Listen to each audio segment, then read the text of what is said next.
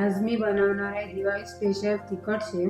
त्यासाठी 1 किलो चणा डाळ, थोडंसं जिरं आणि ओवा मिक्स करून घरघंटीवर दळून आणायचं।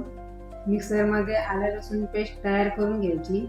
आता पिठामध्ये चवीप्रमाणे मीठ घालायचं, मिक्स करायचं, हळद घालायची, परत मिक्स करायचं। डिमार्टची काश्मीरी लाल मिरची पावडर छोटा 6 चमचे घालायची, एव्हरेस्टची लाल मिरची पावडर छोटा 6 चमचे घालायची।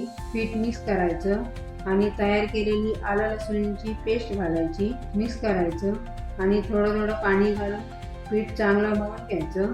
तुम्ही बघू शकता पिठाला मस्त कलर आला आहे।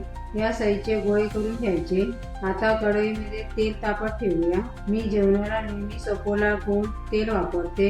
शेवासाठी आपण ही चक्की वापरणार आहोत। या साच्यामध्ये आपण हे पीठ भरून घ्यायचं, वरून पीठ दाबून घ्यायचं आणि झाकण फिरून लावायचं। तेल चांगलं तापलं की शेव काढायचा। 10-20 सेकंद झाला की शेव परतायचा आणि अजून 20 सेकंद झाला की शेव काढून घ्यायचा। या पद्धतीने तुम्ही पण शेव ट्राय करून बघा। देवाकडे 1 वाटी शेव ठेवूया। रेसिपी आवडली असली तर सबस्क्राईब करायला विसरू नका। थँक्यू।